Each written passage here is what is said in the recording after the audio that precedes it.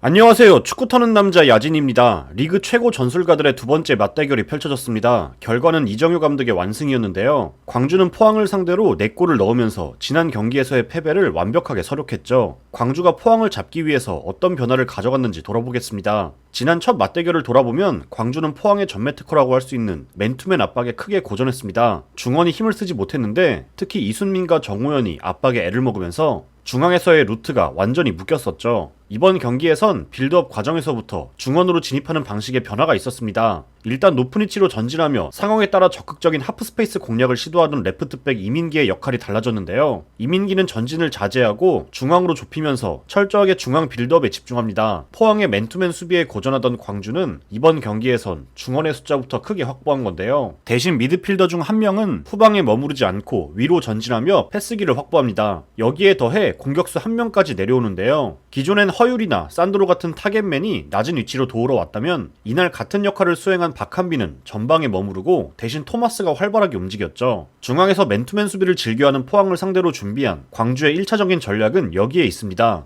낮은 위치에서 이순민과 이민기가 상대의 압박을 끌어내는 대신 정우현과 토마스는 그 위에서 포항의 오베르단과 이승모를 끌고 다닙니다. 이들은 중앙지역이 아니라 하프스페이스를 오가며 넓은 움직임을 가져가는데 이로 인해 자연스럽게 오베르단과 이승모의 수비 간격이 벌어지게 되죠. 그리고 이 사이에서 만들어진 공간을 박한빈이 활용하는데요. 박한빈이 수비를 끌고 다니며 움직이고 이후 중앙으로 편하게 공이 투입될 수 있었죠. 광주는 중앙에만 많은 인원을 확보하면서 수적 우위를 만들어냈는데요.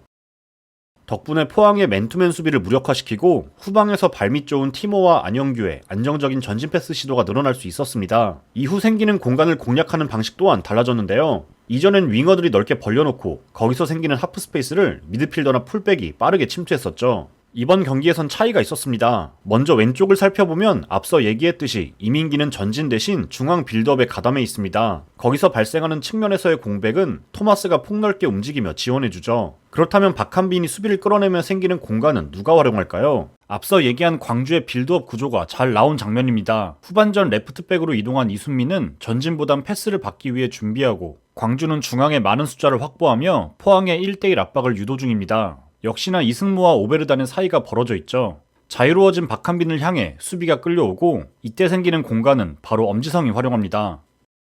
엄지성은 이날 측면에서 폭을 벌린 채로 패스를 기다리며 온더볼 능력을 활용하기보다는 적극적으로 하프스페이스를 침투하며 공간으로 파고드는 움직임을 보여줬습니다. 포항 수비에 틈이 보이면 여러 차례 침투를 시도하는데요. 광주의 좌측면 변화를 요약하자면 하프스페이스를 낮은 위치에 있는 선수가 들어오는 게 아니라 높이 머물러 있던 엄지성이 활용한다는 거였죠. 이번엔 반대쪽을 보겠습니다. 여기선 여전히 아사니가 폭을 넓히고 두현석이 그 사이를 공략하는데요. 하지만 전반과 후반의 모습이 조금은 달랐습니다. 전반전의 경우 이전만큼 두현석의 침투 빈도가 많진 않았습니다. 아사니를 앞질러 가기보다는 오히려 아사니의 뒤를 받쳐주면서 아사니에게 넓은 공간을 만들어주는 모습이었는데요. 때문에 이렇게 생긴 넓은 하프스페이스를 아무도 진입하지 않죠. 하지만 후반전은 확실히 이전처럼 공격적이었습니다. 적극적으로 하프스페이스를 공략하며 두현석은 후반전에 맹활약했죠. 이런 좌우 풀백 활용 변화를 통해 광주가 얻을 수 있는 효과는 크게 두 가지가 있었습니다. 일단 첫 번째로는 후반 중반 이후 발생하는 광주의 고질적인 체력 저하에 대비해 일관된 에너지 레벨을 유지할 수 있다는 점이죠. 이민기도 침투보단 빌드업에 집중하고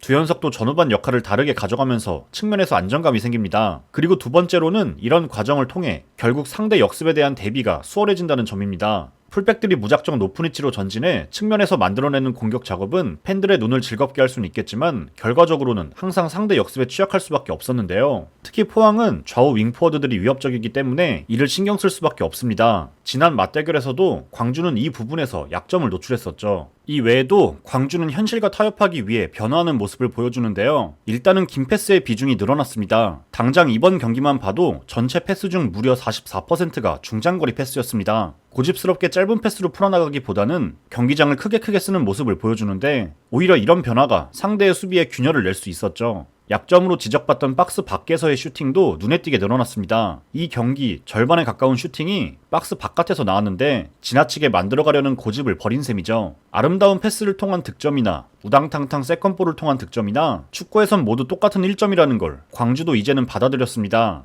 과정뿐 아니라 이젠 실리까지 챙기려는 변화에 더해 포항을 상대로 한 전술 대응까지 빛을 보면서 광주는 포항을 압도할 수 있었죠. 한층 더 진화하려는 이정효 감독은 더욱 무서워졌습니다. 시청해주셔서 감사합니다.